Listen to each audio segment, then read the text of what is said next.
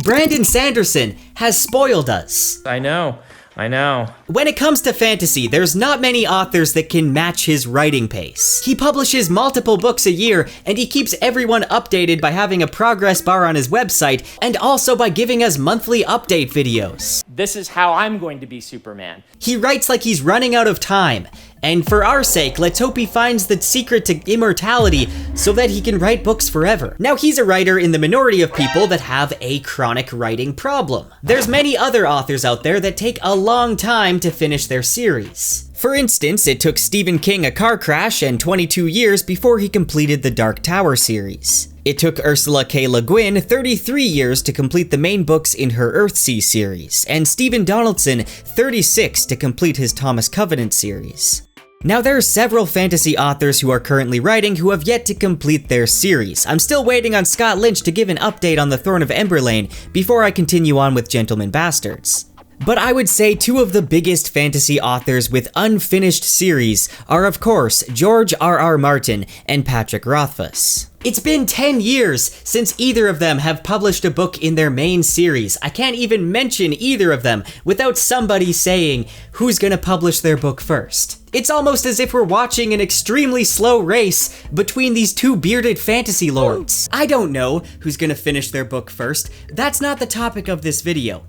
But place your bets in the comments. I want to know your predictions on who you think is going to finish the final book in their series first. Over here we have Patrick Rothfuss, and on the other side we have George R.R. Martin. Who do you think will win the race? Leave a comment with your answer.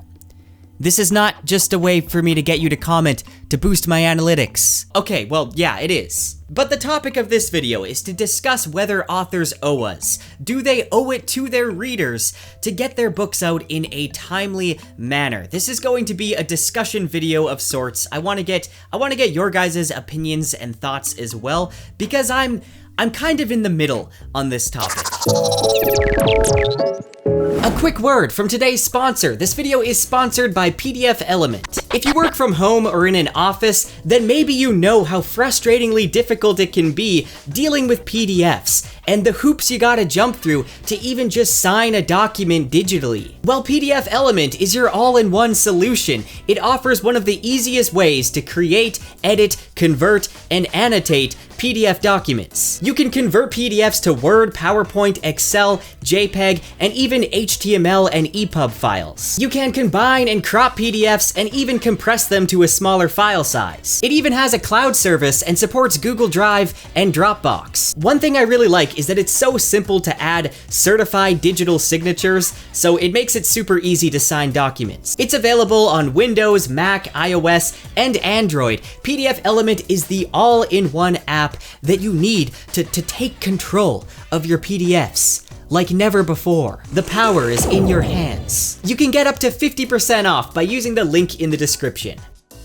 There's lots of very patient readers out there who are perfectly fine with waiting for their favorite authors to take as long as they need, as long as it means you get a satisfying ending. You can't rush art, it's a creative process, etc. But then there's fans on the complete opposite side, who think it's completely ridiculous that it takes authors so long to write when it's their job. They feel like these authors are riding off of their fame. We're paying them to be successful, so they should be working hard like everyone else. Both sides have their points. For me, I stand somewhere in the middle. On one side, I do think that we shouldn't be so entitled. You know, I'd rather just wait and get a good book. There's so many other books to read in the meantime, so I don't like to complain that often. But in some cases, I do get pretty impatient. Waiting for the doors of stone and coming up with new theories is slowly making me insane.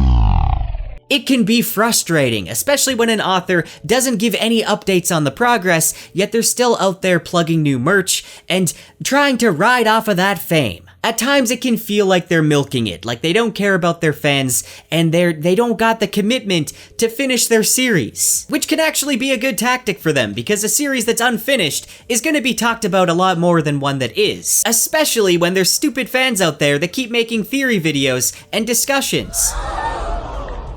Oh. Well, sorry, I can't help it. What, you want me to stop? I'm never gonna stop. But do they owe us?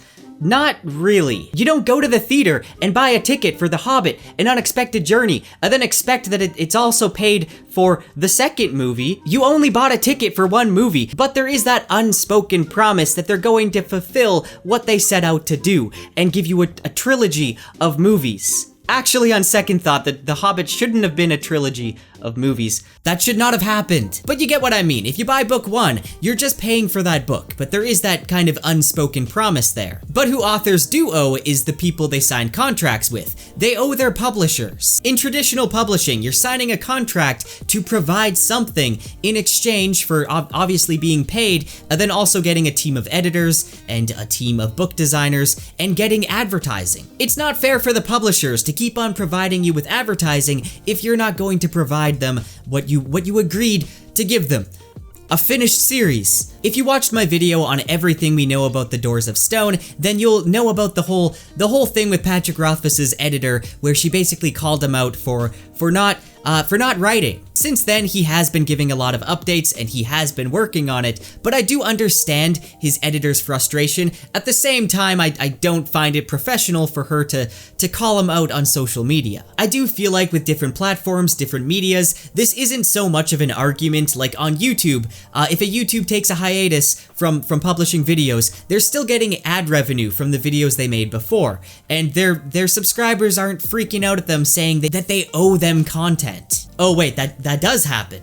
Okay, never mind. Actually, this is a bad analogy because if a person stopped making YouTube videos for 10 years, then their channel would be dead. And I do notice that a lot of the authors that take their time are the ones that have really high quality writing. Don't get me wrong, I love Brando Sando. He has amazing ideas. He comes up with incredible worlds and magic systems and interesting characters and intriguing plot lines, but his actual prose is fairly basic. It's not as beautifully well written as, say, Rothfuss, or Le Guin, or Hobb, or Martin, which is why he's able to write a lot faster. But that does come with sacrifices. For instance, one of my favorite series, The Stormlight Archive. The fourth book, Rhythm of War, I feel like could have done with a lot more editing, and maybe could have benefited from even a whole nother draft. I know that's a controversial opinion, but I'm sticking to it. It just lost some of the magic from the previous books, and I think it's because he tried to rush it. But I mean, even so, for how frequently Sanderson does publish books, they are very impressive, which is why he's one of my favorite authors of all time. Sometimes it's better to just get the book out there instead of revise and revise. If you don't know, Sanderson has said that he is a chronic writer, and Rothfuss has said that he's a chronic reviser. I love Rothfuss's writing, but sometimes I wish he didn't revise so much. As much as I'd like a good ending, I don't need it to be perfect, and I'd much rather have the book be released than not. Now, in defense of authors, I can't imagine what it's like having thousands, maybe even millions of people giving their opinions and getting upset at you over social media and getting that mob mentality to attack you for not giving them what they want. I imagine that amount of pressure is going to take some of the joy out of writing, and I'm sure the public backlash isn't good for their mental health. Patrick Rothfuss has talked about how the pressure messed him up for a while, and he also talked about dealing with mental health issues and the death of loved ones and starting a family, all of which has delayed his writing process. George R.R. Martin has said that he's always been a slow writer, and he also was making things up as he went with his earlier books. And now that his series is so big, he has to keep it consistent, so he has to constantly be keeping these things in mind, and he has a whole team of people to help him. And I'm sure this probably extends his writing process a lot to make sure that his obsessive fans don't notice any inconsistencies. And this probably makes the writing itself more of a chore and less fun. Anyway, we don't know the hardships that people go through, we don't know why it's taking them so long to write their books, but something that I always appreciate is when authors give some type of update. This is something that Rothfuss did not do for the longest time, and it led to a lot of resentment and untrust in the fan base, until more recently when he's been more open about talking about his progress on book 3, which is nice to see. It doesn't seem like it's releasing anytime soon, but at least he still cares about it. Any bit of news helps the readers feel like you actually care about them, and I feel like this is something that authors should do. They should update their readers, because it doesn't take too much time, and it also might help light that fire beneath them to get them to work. I think that over time, some authors get a bit of a disconnect from their audience, and that doesn't do them any favors. So overall, I feel like I'm pretty patient. I got a lot of books I need to read in the meantime, but sometimes it can get a little bit frustrating. But I don't think that authors owe us. And while they don't owe us their books, I do feel like they do themselves a disservice. If they wait years and years and years